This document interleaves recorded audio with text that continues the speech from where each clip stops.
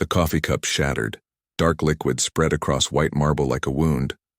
Marcus Chen didn't even look down. His eyes stayed locked on the young black woman kneeling to clean his mess. "Stupid," he said. The word hung in the air of the Grandview Hotel restaurant. Absolutely stupid. 20 heads turned. Forks paused mid-air. The morning crowd went silent. Kenya Williams kept her hand steady. She reached for the broken porcelain. Her fingers didn't shake. "Not yet. Stick with me until the end. At 80%, there's a reveal you won't believe. And if you love stories where the underdog wins, hit that subscribe button right now. You won't regret it." Kenya had started her shift at 5 a.m. The Grandview wasn't just any hotel.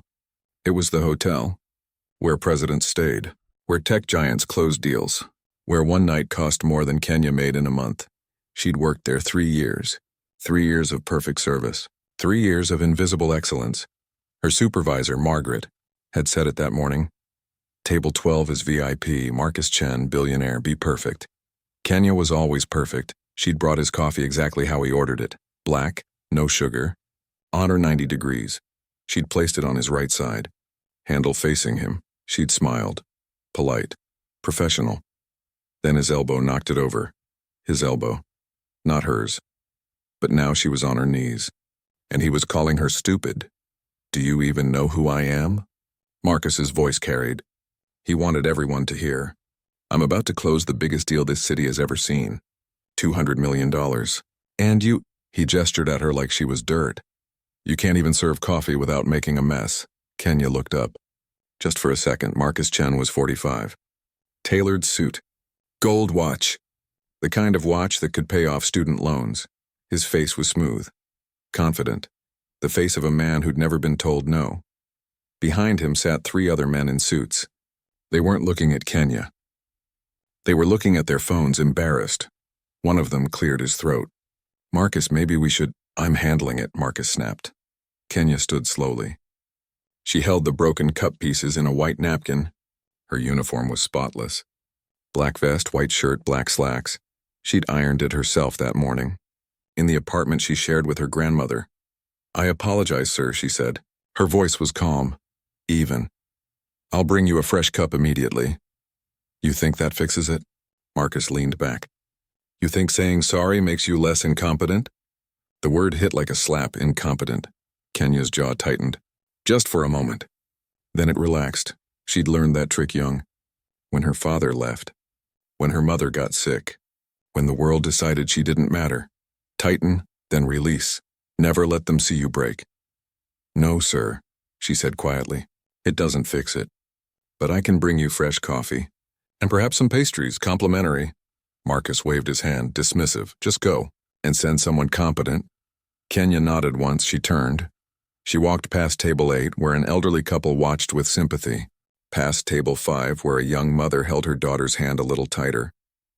Past the kitchen doors. In the hallway, she let herself breathe. Her hands shook now, not from fear. From anger. Pure, white-hot anger. She'd done nothing wrong. Nothing. But that didn't matter to men like Marcus Chen. Men who bought hotels. Men who bought people. Margaret appeared from the kitchen. Her face was pinched, worried. "Kenya, are you—" "I'm fine." Kenya's voice was steady again. "He wants someone else to serve him. He can't just— He can." Kenya looked at her supervisor. "You know he can." Margaret's mouth opened, then closed, because Kenya was right. Men like Marcus Chen always could. "I'll send James," Margaret said finally. "You take table 16. The anniversary couple. Kenya nodded. She walked to the staff bathroom. Washed her hands. Looked in the mirror. Her reflection stared back. 26 years old, dark skin, natural hair pulled into a neat bun. Brown eyes that had seen too much, but also eyes that knew things, eyes that remembered. She straightened her vest. Touched the small pin on her collar. A tiny silver compass. Her grandmother had given it to her. "You always know which way is true," Grandma Rose had said. "Don't let anyone make you lose your direction." Kenya took one more breath, then she went back to work. Table 16 loved her. The anniversary couple, Paul and Diane, married 40 years, asked about her day, actually listened when she answered. Tipped 30%. They reminded Kenya why she did this. Job not for men like Marcus Chen. For people, like Paul and Diane, people who saw servers as human beings, but she could hear Marcus from across the room. James was serving him now. James, who'd worked at the Grandview for 6 months. James, who was efficient but not excellent. Finally, Marcus said loudly, someone who knows what they're doing. James said nothing. Just poured the coffee. Kenya watched from the corner of her eye. She delivered mimosas to table 9, cleared plates from table 4. Smiled, always smiled. But inside, something was building. A storm. Quiet. Patient. The morning shift ended at 2 p.m. Kenya hung up her vest in her locker, changed into jeans and a sweater, grabbed her bag. In the parking lot, she sat in her car for 5 minutes. Just sat, her phone buzzed. A text from Grandma Rose, how was work, baby? Kenya's fingers hovered over the keyboard. She could type the truth. She could say a billionaire called her stupid in front of 30 people. She could say it hurt. But Grandma Rose had enough to worry about. Medical bills, prescriptions, the leaky roof. Kenya typed, good, busy, love you.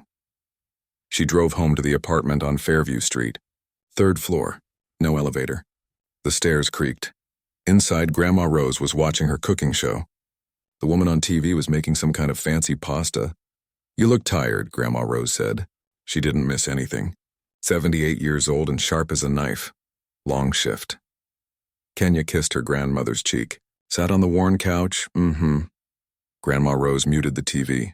What happened? Kenya hesitated. Then the words came out, not all of them, but enough, the coffee, the insult, the humiliation. Grandma Rose listened without interrupting. When Kenya finished, her grandmother was quiet for a long moment. Then she said, you remember what your grandfather used to say? Which thing? Kenya managed a small smile. Grandpa Joe had said a lot of things before the heart attack took him 5 years ago. He said people who look down on others are just afraid of looking up. Kenya frowned. What does that mean? It means men like that, men who need to make you small, they're already small inside. They know it, deep down, and it terrifies them. Kenya thought about Marcus Chen, his perfect suit, his gold watch, his $200 million deal. He didn't look terrified. He looked like a man who owned the world. But Grandma Rose wasn't finished. Your grandfather also said something else. He said the best revenge is becoming impossible to ignore. I'm a waitress, Grandma. Marcus Chen will forget I exist in an hour. Maybe. Grandma Rose's eyes had that look, the one that said she knew something Kenya didn't. Or maybe he'll remember you for the rest of his life.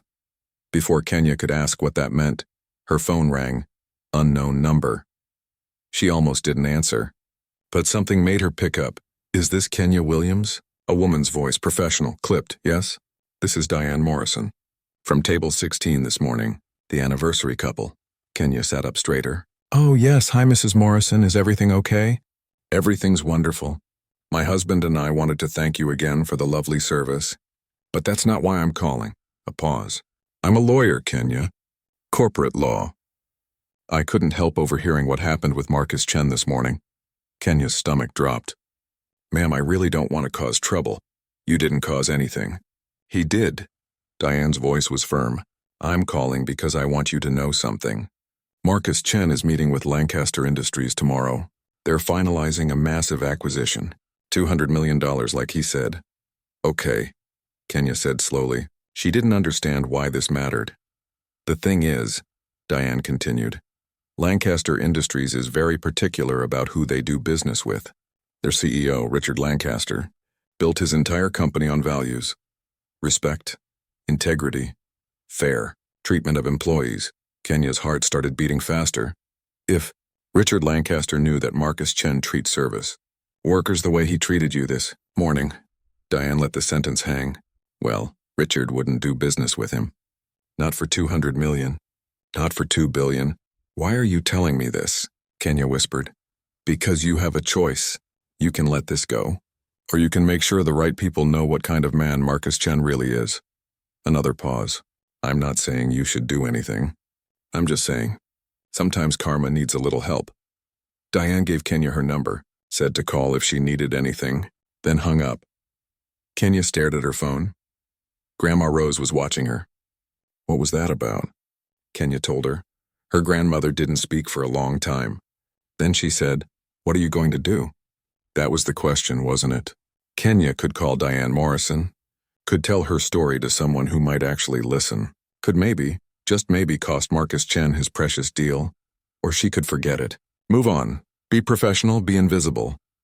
She thought about Marcus's face, the way he'd said stupid, like she was nothing. She thought about the elderly couple at table 8, the young mother at table 5, all the people who'd watched and said nothing. She thought about Grandma Rose, about the medical bills, about the leaky roof, about 3 years of perfect invisible service. "I don't know yet," Kenya said finally. But that was a lie. She already knew.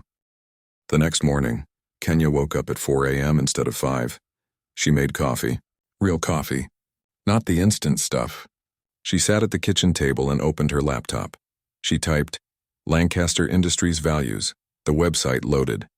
There it was, right on the homepage. "We believe that how you treat the people who serve you reveals who you really are." Richard Lancaster had written that himself. In an interview 3 years ago, after his own daughter worked as a waitress one summer and came home crying, Kenya read the whole interview. Every word. Then she opened a new tab. Typed Marcus Chen articles appeared. Hundreds of them. Forbes, Wall Street Journal, Bloomberg, Marcus Chen, tech billionaire, self-made man. Started with nothing, built an empire. The stories painted him as a genius, a visionary. But Kenya scrolled deeper, past the glowing profiles, into the comments sections, the employee review sites. Treat staff like garbage, brilliant businessman, terrible human being. Made an intern cry during a presentation. The stories were there, buried, ignored, because men like Marcus Chen were too big to touch until they weren't. Kenya pulled out her phone, found Diane Morrison's number. Her thumb hovered over the call button. Once she did this, there was no going back. She'd be the woman who tried to take down a billionaire, the troublemaker, the one who couldn't let things go, but she'd also be the woman who stood up, who refused to be invisible, who said, "No, this isn't okay." She pressed call. Diane answered on the second ring. "Kenya, I was hoping you'd reach out." "I want to tell my story," Kenya said. Her voice was steady. "But I need to know, will anyone actually care?" "Yes," Diane said simply. "Richard Lancaster will care. I know his executive assistant. She'll make sure he sees it." "What do I need to do?" "Write down exactly what happened. Every detail. I'll help you draft a letter. We'll send it to Lancaster Industries this afternoon." Kenya looked at the clock. 4:47 a.m. Her shift started at 11. "I'm in," she said. "Good." Diane's voice was warm, proud. "I'll email you in an hour. And Kenya, what you're doing takes courage. Don't forget that." They hung up. Kenya sat in the dark kitchen. The sun was just starting to rise. Pink light filtered through the worn curtains. She thought about courage. She thought about Grandma Rose, about Grandpa Joe, about the compass pin on her work vest, about finding true north when the world tried to spin you around.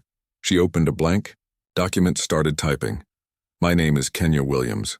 I'm a waitress at the Grandview Hotel. Yesterday, Marcus Chen spilled his own coffee and called me stupid in front of 30 people. Here's what happened." The words flowed, clean, clear, no exaggeration, just the truth. She described the broken cup, the insult, the way Marcus's colleagues looked away, the way she'd kept her composure because she'd learned long ago that showing anger would only make things worse. She described 3 years of perfect service, of invisible excellence, of being treated like furniture by people who never bothered to learn her name. By 6 a.m., she had 2 pages. By 7 a.m., Diane had sent her draft letter. By 8 a.m., it was ready. Kenya read it 3 times, changed 1 word, read it again. Then she sent it to Diane. At 9 a.m., Diane forwarded it to Lancaster Industries. At 9:43 a.m., Kenya's phone rang. She almost dropped it. "Hello? Ms. Williams?" A man's voice, deep, authoritative. "This is Richard Lancaster." Kenya's heart stopped. Richard Lancaster himself. "I just read your letter," he said. "I need to ask you something. Is every word in that letter true?" "Yes, sir," Kenya said. "Every word. And you're willing to stand by it?"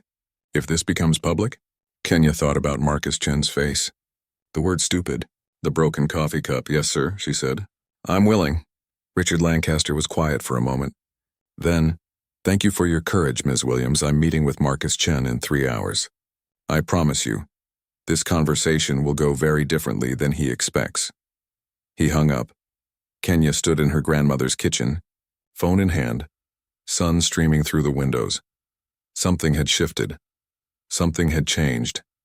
She didn't know yet what would happen, if Marcus Chen would lose his deal, if anyone would believe her. But she knew one thing. She wasn't invisible anymore, and she never would be again. She got dressed for work, put on her uniform, pinned the compass to her vest. In the mirror, her reflection looked different, stronger, taller, still a waitress.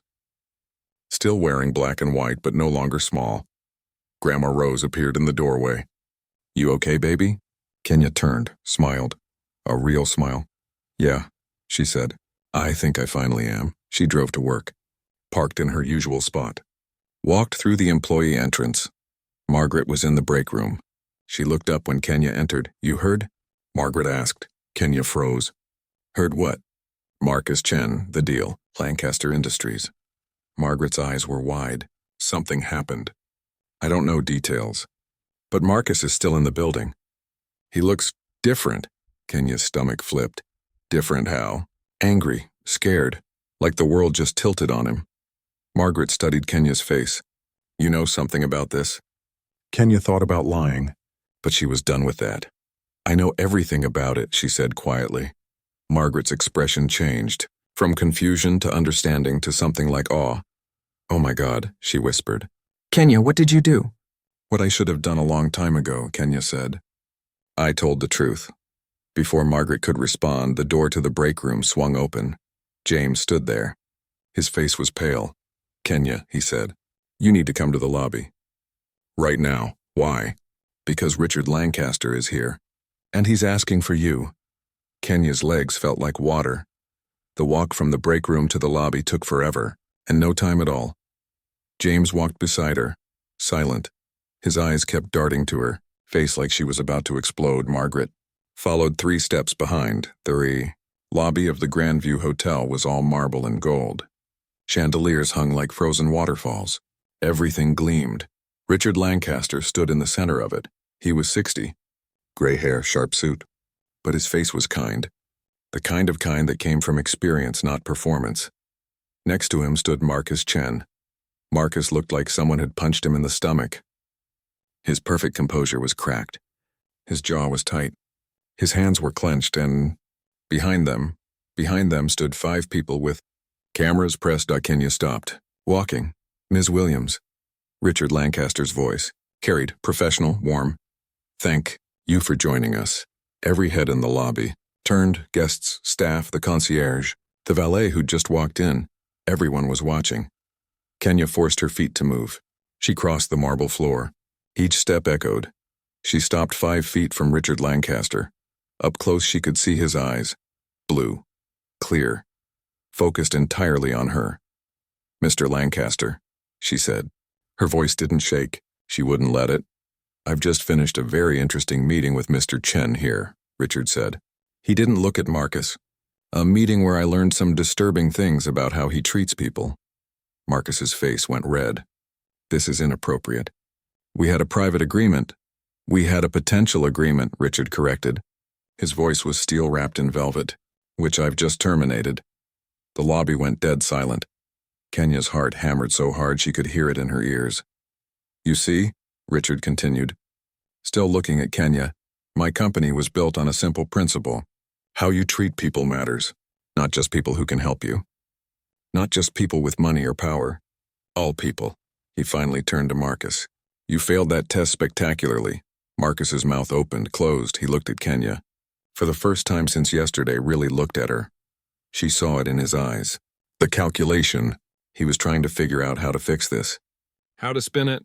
How to make her the villain. This is ridiculous, Marcus said. Over one misunderstanding? One moment? You're throwing away a $200 million deal? It's not about the moment, Richard said quietly. It's about the pattern. He pulled out his phone. Showed the screen to Marcus. Kenya couldn't see it, but she saw Marcus's face go pale. I had my team do some research this morning, Richard said. Employee reviews. Interviews with former staff. You have a reputation, Mr. Chen, and it's not good. Everyone has disgruntled employees. Not everyone makes interns cry. Not everyone calls waitresses stupid for their own mistakes. Richard's voice was calm. Factual. Not everyone treats service workers like they're invisible. Marcus looked at the cameras, at the press. His expression shifted, from defensive to desperate. You're making a mistake, he said to Richard. A huge mistake. Do you know what I could do for your company? The connections I have? The deals I could bring? I'm sure you could bring many deals, Richard agreed. But here's what you can't bring. Integrity, respect. The knowledge that my employees will be proud to work for a company that does business with you. He turned back to Kenya. Ms. Williams, I want to apologize on behalf of everyone who stood by and watched yesterday. People like you, people who show up every day, who work with dignity and grace. You're the backbone of every industry. And you deserve better. Kenya's throat was tight. She managed to nod. I also want to offer you something, Richard said. My company is always looking for people with character. If you're interested in a position, any position, I'd like you to send me your resume. Kenya blinked. I what? You heard me. Richard smiled. It was a real smile. Someone who stands up the way you did? That's the kind of person I want on my team. Behind her, she heard Margaret gasp softly. Marcus made a sound, somewhere between a laugh and a choke. You're offering her a job? She's a waitress. She's a professional who knows her worth, Richard corrected, which is more than I can say for you. Richard handed Kenya a business card. Heavy paper. Embossed letters, think about it, he said. No pressure. But the offer's real. Then he nodded to the press. Gentlemen, I believe you have what you need. The reporters surged forward. Questions flew like bullets. Mr. Chen, do you have a statement? Mr. Lancaster, will this affect other potential deals? Ms. Williams, how does it feel to... Kenya backed away. The questions washed over her like a wave. Too much, too fast. Margaret grabbed her arm, pulled her toward the staff hallway. They made it through the door. Into the quiet. Kenya leaned against the wall. Her whole body was shaking now. Kenya, Margaret whispered, do you understand what just happened? Kenya looked at the business card in her hand. Richard Lancaster's name. His private number. I think, she said slowly. I just watched a billionaire lose $200 million. Because of me. Because of him, Margaret corrected. Because he's a... She stopped. Took a breath. I'm sorry. I'm sorry I didn't stand up for you yesterday. I should have. You have bills to pay, a family. I understand. That's not an excuse. Margaret's eyes were wet. You were braver than all of us. Before Kenya could respond, James appeared in the hallway. His face was flushed. You need to see this, he said. He held up his phone. The screen showed Twitter. Or X, whatever it was called now. The top trending topic. Grandview incident. Kenya took the phone. Scrolled. Videos. From the lobby. From the press. Someone had recorded the whole thing. Richard Lancaster's speech. Marcus Chen's face. Kenya standing there, silent and strong. The comments poured in. Thousands of them. This is what accountability looks like. Finally, someone standing up to these rich jerks. That woman is a hero. But there were other comments too. This is cancel culture gone mad. Ruining a man's career over one mistake. She probably set him up for a payout. Kenya's stomach turned. She handed the phone back to James. It's everywhere, James said. News sites. Social media. Everyone's talking about it. Kenya closed her eyes. This was what she'd wanted, wasn't it? For Marcus Chen to face consequences. For someone to care. But she hadn't thought about this part. The exposure. The scrutiny. The fact that her face was now attached to this story forever. I need air, she said. She walked out the back exit. Into the alley where staff took smoke breaks. The morning sun was bright. Too bright. She sat on the metal stairs. Put her head in her hands. What had she done? Yes, Marcus Chen deserved to lose that deal. Yes, he'd been cruel and arrogant. But had she just made herself unemployable? Would other restaurants see her as a troublemaker? Would her name become a warning? Don't hire Kenya Williams. She'll ruin you on social media. Her phone buzzed. Text messages. Dozens of them. Friends she hadn't talked to in months, cousins, former co-workers. Girl, I saw the news. You're famous! Can you believe this? Then one message stopped her cold from Grandma Rose. Come home now. Kenya drove fast, too fast. She ran 2 yellow lights. When she burst into the apartment, Grandma Rose was standing in the living room. The TV was on. News channel, Kenya's face filled the screen. A reporter was talking. Waitress who took on a billionaire and won. Some are calling her a hero. Others say this is a dangerous example of... Grandma Rose muted it. She looked at Kenya. Her face was unreadable. Grandma, Come here, baby. Kenya crossed the room. Grandma Rose pulled her into a hug. Tight. The kind of hug that said, I've got you. You scared? Grandma Rose asked. Terrified. Good. Means you're human. Grandma Rose pulled back, looked at Kenya's face. You did the right thing. You know that, right?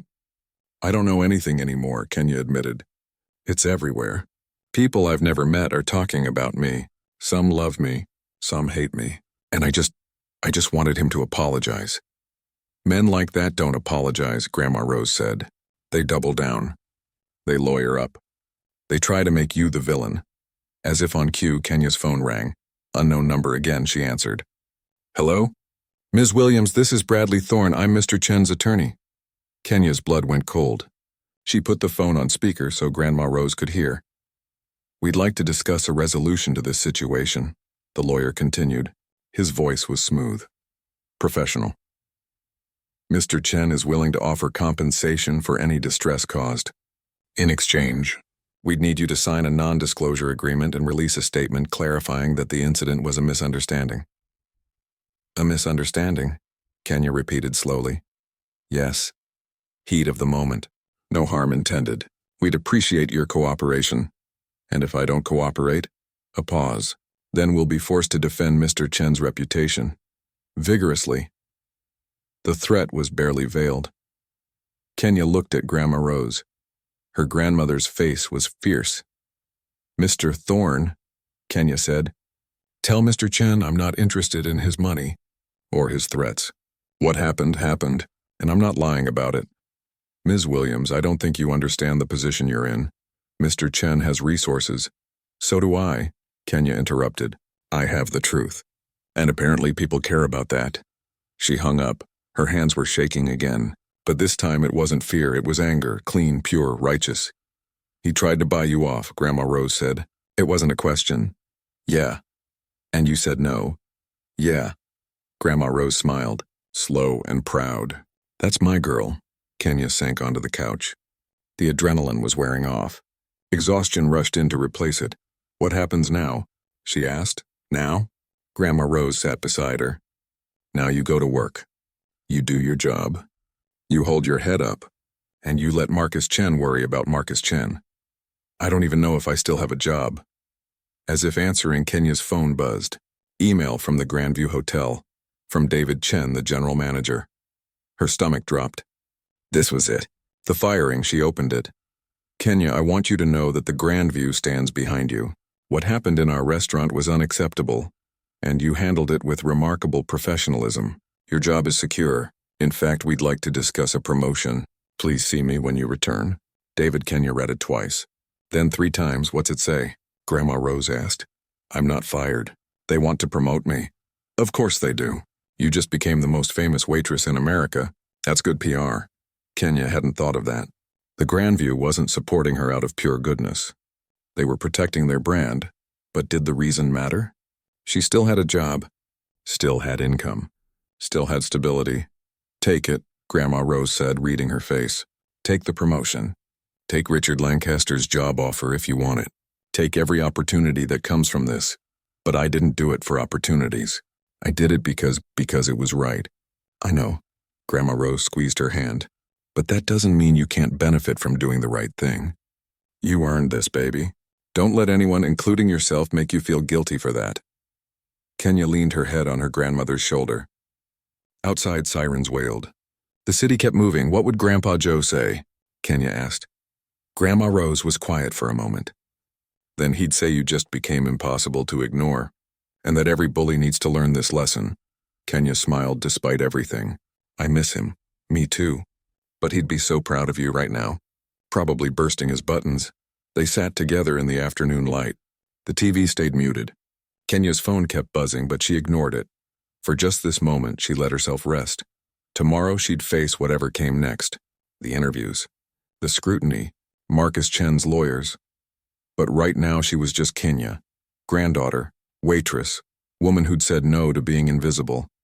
That was enough. 3 days later, Kenya returned to work. The media circus had calmed, slightly. There were still reporters outside the Grandview, but hotel security kept them at bay.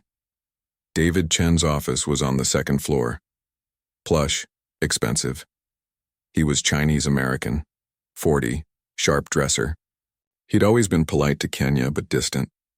Managers usually were. Now he stood when she entered, gestured to a chair. Kenya, thank you for coming, she sat. Her uniform was freshly pressed. Compass pin in place, I'll get right to it, David said. The last few days have been unprecedented. The hotel has received hundreds of calls. Some supportive, some angry, some threatening. Kenya's stomach tightened.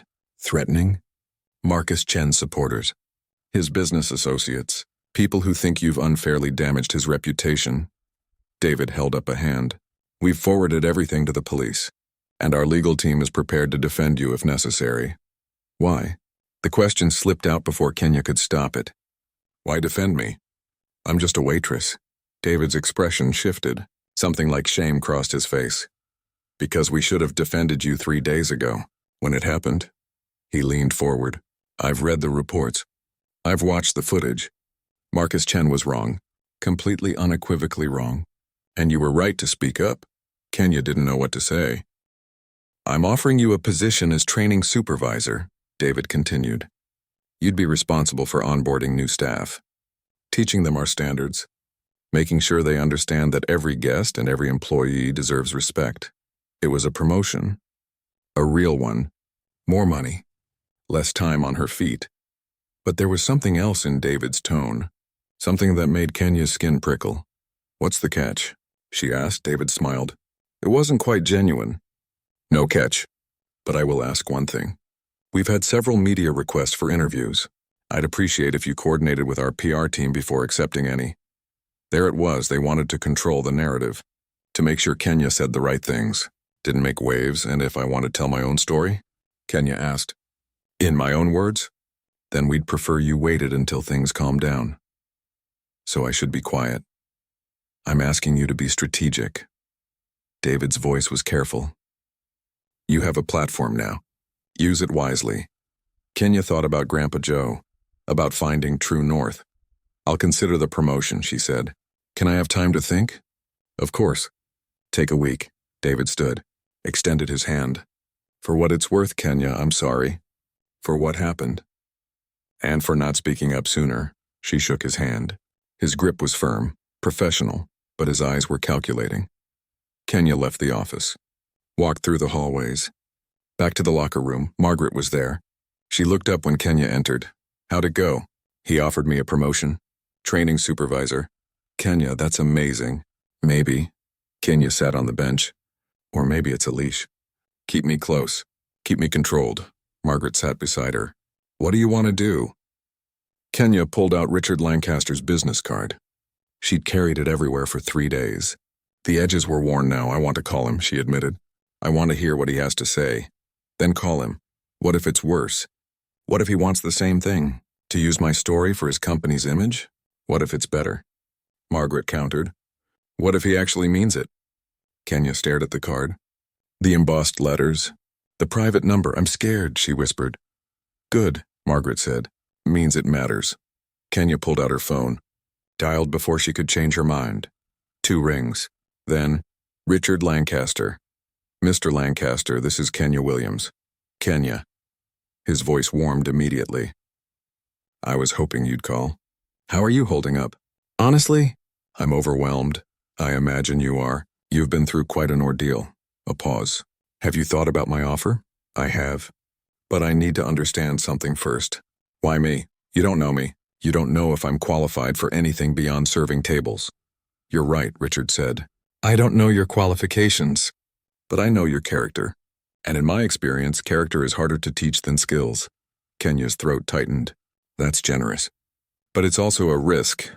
The best things usually are. She could hear him smile. Let me ask you something. What do you actually want to do? Not what you think you should do. What do you want? No one had ever asked Kenya that question. Not once in her 26 years she'd wanted to survive. To pay bills. To take care of Grandma Rose, but what did she want? I want, she said slowly, to matter. To do work that makes a difference and then come work for me. Not in some made-up position, real work. I need someone to help overhaul our employee relations department. Someone who understands what it's like to be on the receiving end of disrespect. Kenya's heart raced. I don't have experience in HR. I don't have a degree. You have something better. Lived experience. And the courage to use it. She closed her eyes. Thought about the grand view. The promotion. The careful control. Thought about Richard Lancaster. The risk. The unknown. I need to think about it, she said. Fair enough. But Kenya, whatever you decide, don't let fear make the choice for you. You've already proven you're braver than that. They hung up. Kenya sat in the locker room. Alone. Silent. Two paths stretched before her. One was safe. Predictable. A promotion at the Grandview. More money. Familiar territory. The other was terrifying. Unknown. A leap into something completely new. Her phone buzzed. Text from Grandma Rose. Whatever you decide, I'm proud of you. You already changed the world once this week. That's more than most people do in a lifetime. Kenya smiled. Tears pricked her eyes. She stood. Straightened her vest. Touched her compass pin. Then she walked out to the lobby. Marcus Chen was there. Marcus Chen stood by the concierge desk. He looked different. Smaller somehow. His suit was still expensive. His watch still gold. But something in his posture had collapsed. He was talking to David Chen. Their voices were low, tense. Kenya froze in the doorway. Every instinct screamed at her to turn around, to walk away, to avoid whatever confrontation was coming, but her feet stayed planted. Marcus looked up, saw her. His expression flickered. Anger, embarrassment. Something else she couldn't name, David noticed. He straightened. Kenya. Perhaps you should... No. Marcus's voice was quiet. Rough. Let her stay. Kenya's pulse hammered. She walked forward slowly. Stopped 10 feet away. Mr. Chen, she said. Neutral, professional. Marcus looked at her for a long moment. Really looked. Like he was seeing her for the first time. I came to apologize, he said. The words hung in the air. Kenya didn't respond. Didn't make it easy for him. What I said to you, Marcus continued. The way I treated you. It was... He stopped, swallowed. It was unacceptable. You didn't deserve that. And I'm sorry. Kenya studied his face. Looked for the trap. The angle. The performance, but all she saw was a tired man who'd lost something he couldn't buy back. Why now? She asked. Why not 3 days ago? Because 3 days ago I didn't think I needed to. Marcus's voice cracked. I thought I was untouchable. That my money, my success, my reputation, that it all made me immune to consequences. He laughed. Bitter. Hollow. Turns out I was wrong. You lost the deal, Kenya said. It wasn't a question, I lost more than that. Marcus looked down. I've lost 3 other partnerships. My board is furious. My investors are questioning my judgment. And my daughter, he stopped, took a breath. My daughter saw the video. She's 15. She asked me if I really treat people that way. Kenya's chest tightened. What did you tell her? She asked. I told her the truth. That I did. That I was wrong. That I'm ashamed. Marcus looked at Kenya again. She asked me if I was going to apologize to you. I said yes. She said good. Because if I didn't, she didn't want to talk to me. Silence stretched between them. David shifted uncomfortably. Mr. Chen, perhaps... I'm not asking for forgiveness, Marcus said quickly. I'm not asking you to make a statement or take back what you said. I just needed you to know that I'm sorry, truly, and that what you did standing up the way you did, it changed something. In me. Kenya didn't know what to say. This was the moment she'd imagined. The powerful man brought low, forced to admit his cruelty. But it didn't feel the way she thought it would. There was no triumph. No satisfaction, just sadness. For everyone involved, I accept your apology, Kenya said finally. But that doesn't erase what happened. I know, Marcus nodded. And I wouldn't expect it to. He turned to leave, stopped, looked back. For what it's worth, he said quietly, I hope you take Richard Lancaster's offer. You deserve better than this place, better than men like me. Then he walked out. Kenya watched him go. Watched the automatic doors close behind him. David let out a long breath. That was unexpected. Yeah, Kenya whispered. Does it change anything? For you? Kenya thought about that. About Marcus's apology. About his daughter. About the fact that even bullies were human. Complicated, capable of growth. No, she said. It doesn't change what happened. But maybe, she paused, maybe it means something can come from it. Something better. David nodded slowly. The offer still stands. Training supervisor. If you want it. Kenya looked around the lobby. The marble, the gold. The gleaming perfection. She'd spent 3 years here. 3 years of invisible excellence. But she wasn't invisible anymore. And she realized something. She didn't want to stay in a place where she'd had to fight to be seen as human. Thank you, Kenya said. But I'm going to take a different path. David's eyes widened. Richard Lancaster? Maybe, I don't know yet, Kenya smiled. But I need to find out who I am beyond these walls, beyond this uniform. I understand. David extended his hand. You're making the right choice. And Kenya? Thank you for everything. They shook hands. Kenya walked to the locker room one last time. She changed out of her uniform slowly, folded it carefully, unpinned the compass from her vest. Margaret appeared in the doorway. Her eyes were red. You're really leaving? Yeah. Kenya slipped the compass into her pocket. I have to. I'm going to miss you. Margaret hugged her. Tight. You changed things here. You know that, right? David's already rewriting the employee handbook. New harassment policies. Better training. Because of you. Kenya pulled back. That's good. That matters. It does. Margaret wiped her eyes. Now go, before I start ugly crying. Kenya grabbed her bag, walked out of the Grandview Hotel for the last time. The afternoon sun was warm on her face. The air smelled like rain and possibility. Her phone buzzed. Text from an unknown number. She opened it. A news article. Headline: Marcus Chen steps down from CEO position, announces mandatory diversity training across all companies. Kenya stared at the screen. Below the article, a note. Thought you should see this. Diane Morrison. Kenya sat on the bench outside the hotel. Read the whole article. Marcus wasn't just apologizing, he was taking action. Real action. Stepping back from his company to reflect on leadership failures and learn how to do better. It could be PR, damage control, a calculated move to save his reputation. Or it could be genuine. Maybe both. Kenya looked up at the sky. Gray clouds rolled in. The rain was coming. She pulled out Richard Lancaster's card. Dialed. He answered immediately. Kenya, I want to accept your offer, she said. But I have conditions. I'm listening. I don't want a made-up job. I don't want to be your diversity mascot. I want real work, real responsibility, and real authority to make changes. Done. I want to start with entry-level pay, prove myself, earn promotions based on merit, not sympathy. Absolutely not. Richard's voice was firm. You'll start at market rate for the position. If you prove yourself, which I believe you will, you'll get raises like everyone else. But I'm not paying you less because of misplaced pride. Kenya smiled despite herself. Fair enough. Anything else?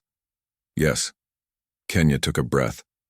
I want to create a program for service workers, waitresses, janitors, retail employees, people who are treated as invisible. I want to train companies on how to do better. Richard was quiet for a moment. That's ambitious. Is that a no? That's a yes, with my full support. She could hear him smile. When can you start? Monday. Monday it is. Welcome to Lancaster Industries, Kenya. They hung up. Kenya sat on the bench. The first drops of rain began to fall. She laughed, soft at first, Then louder. She'd done it. She'd actually done it. Changed her life.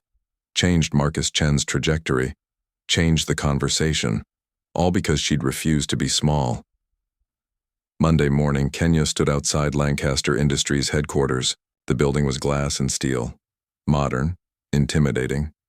She wore a new suit. Charcoal gray. Professional. Grandma Rose had insisted on buying it, despite Kenya's protests. "You're starting a new life," Grandma Rose had said. "You deserve to look the part." Kenya touched the compass pin on her lapel, took a deep breath, walked through the doors. The lobby was busy. People in suits rushed past. Everyone looked important. Purposeful. A woman approached, young, professional, bright smile. "Kenya Williams?" "Yes." "I'm Ashley, Mr. Lancaster's executive assistant. He's waiting for you. Follow me."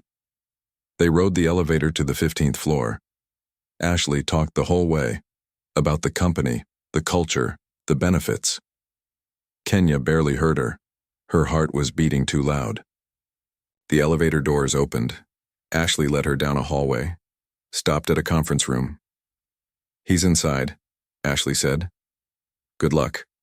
Not that you need it." Kenya opened the door. Richard Lancaster stood at the window, looking out at the city. He turned when she entered. "Kenya, right on time." He gestured to the table. "Please sit."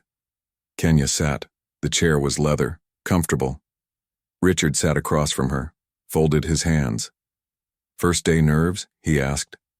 "Terrified," Kenya admitted. "Good. Means you care." He slid a folder across the table. "This is your contract. Take your time. Read every word. If you have questions, ask. If you want a lawyer to review it, that's fine too." Kenya opened the folder. The salary made her breath catch. It was 3 times what she'd made at the Grandview. "This is too much," she said. "It's exactly right." Richard's voice was gentle. "Kenya, you're not a waitress anymore. You're an employee relations specialist. This is what the position pays." She kept reading. Benefits, vacation time, health care that would cover Grandma Rose's prescriptions. It was real. All of it. Real. "There's one more thing," Richard said. He pulled out another folder.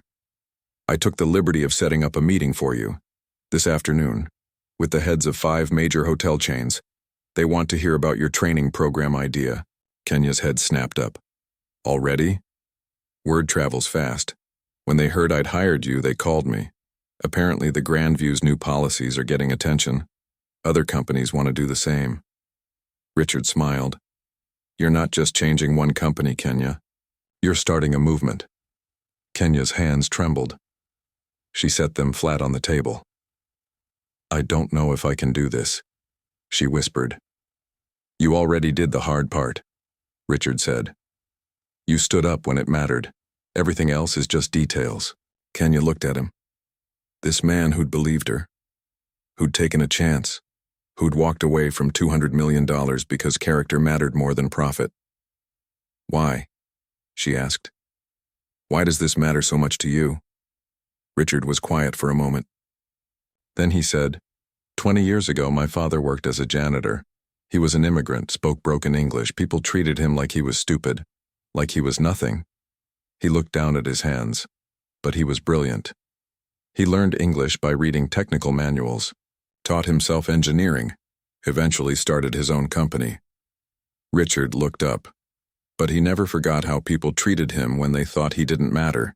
He built Lancaster Industries on one rule: treat everyone with dignity, no exceptions. "He sounds like an amazing man," Kenya said. "He was. He died 5 years ago, and every day I try to honor his legacy." Richard met her eyes. "When I saw that video of Marcus Chen treating you that way, I saw every person who ever dismissed my father, every person who looked through him like he was invisible, and I thought, not on my watch, not in my business." Kenya's eyes burned. She blinked back tears. "Thank you," she said, "for seeing me. Thank you for demanding to be seen." Richard stood. "Now, let's get you set up. Your office is down the hall, and Kenya," she looked up, "welcome home." 6 months later, Kenya stood in front of 300 people. Hotel managers, restaurant owners, corporate executives. The conference hall was packed. She clicked to the next slide. Respect isn't just good ethics, it's good business. Studies show that companies with strong employee relations have 30% higher retention and 20% better customer satisfaction. The audience listened, took notes, nodded. Kenya had given this presentation 17 times now, to companies across the country. Each time it got easier, each time she believed it more. She clicked to the final slide. A photo. Kenya in her Grandview uniform, compass pin visible. This is who I was 6 months ago, a waitress who nobody saw, until one day someone decided I was worth noticing. She paused. The question I want you to ask yourselves is, how many Kenyas work for you? How many talented, dedicated people are invisible because you haven't bothered to look? Silence. Heavy. Thoughtful. Thank you for your time, Kenya said. I'm happy to answer questions. Hands shot up. Dozens of them. An hour later, Kenya packed her laptop. People still wanted to talk to her, to shake her hand, to share their own stories. She'd been right. There were Kenyas everywhere, in every company, every industry, waiting to be seen. Her phone buzzed. Text from Grandma Rose. Saw your interview on the news this morning. Grandpa Joe would be bursting his buttons. I know I am. Kenya smiled. She'd done a morning show appearance, talking about her program, about the changes happening in the service industry. It still felt surreal. Another text. This one from Margaret. Just hired 3 new servers at the Grandview. Used your training manual. It's making a real difference. Thank you. Then one from Diane Morrison. My firm just adopted your policies. You're changing the world, Kenya. Kenya walked out of the conference hall, into the evening air. The city stretched before her, lights coming on as the sun set. She thought about that morning 6 months ago, standing in the Grandview lobby, watching Marcus Chen's world crumble. She'd thought that was the story. The billionaire losing his deal, the public humiliation. But that was just the beginning. The real story was what came after. The changes, the conversations, the thousands of workers who were finally being treated like human beings. Kenya's phone rang. Unknown number. She almost didn't answer. Then she did. Ms. Williams? A man's voice, nervous, young. My name is David Park. I'm a server at a restaurant in Chicago. And something happened today. Something like what happened to you. Kenya's heart clenched. Are you okay? I am now. But I didn't know what to do. Then I remembered your story. And I thought, maybe you could help? Tell me everything, Kenya said. She walked down the street. Listening. Really listening. Just like Richard Lancaster had listened to her. Just like Diane Morrison had listened. Just like Grandma Rose always listened. By the time David finished his story, Kenya knew exactly what to do. First, she said, you did nothing wrong. Say that back to me. I did nothing wrong. Again. Like you believe it. I did nothing wrong. His voice was stronger now. Good. Now here's what we're going to do. 3 months after that, Kenya sat in her office at Lancaster Industries. Her walls were covered with thank you letters, photos, stories from people whose lives had changed. A knock on her door. Come in, Richard Lancaster entered. He looked excited. I have news. Good news or complicated news? Both. He sat down. Marcus Chen called me. Kenya's stomach flipped. She hadn't thought about Marcus in months. What did he want? He's launching a foundation for service workers. Education grants, job training, mental health support. Richard leaned forward. And he wants you to be on the board. Kenya blinked. Me? You, specifically you. He said, and I quote, she's the only person I trust to make sure we do this right. Kenya sat back in her chair, thought about Marcus Chen, his apology, his daughter. The way his face had looked when he admitted he was wrong. What do you think? She asked Richard.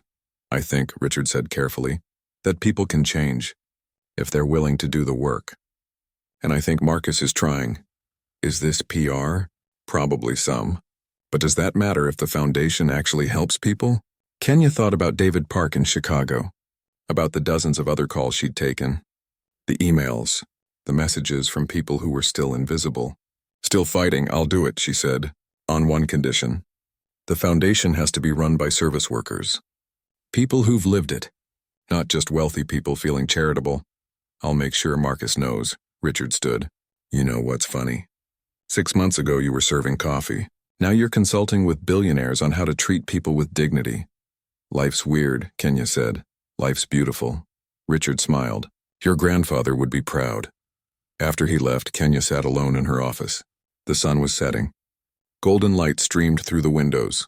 She pulled out her phone, opened her photos, found one from 6 months ago, her in her Grandview uniform, compass pin gleaming. Then she opened her camera, took a selfie, same compass pin now on her blazer.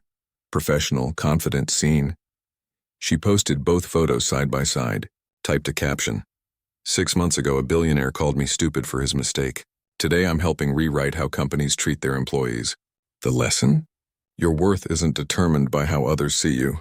It's determined by how you see yourself. And I finally see myself clearly. She added, to everyone still waiting tables, mopping floors, ringing up customers, you matter. Your work matters. Your dignity matters. Don't let anyone make you forget that, she hit post. Within minutes, comments poured in, thousands of them. Stories, gratitude, hope. Kenya read them one by one, responded when she could, because that was the real work. Not the presentations or the policies, the individual moments, the people who needed someone to say, I see you. I hear you. You matter. Her phone buzzed. Text from Grandma Rose coming home for dinner. Made your favorite. Kenya smiled. Typed back, on my way. She packed her laptop. Turned off her office light. Walked through the Lancaster Industries building. People waved. Said goodnight.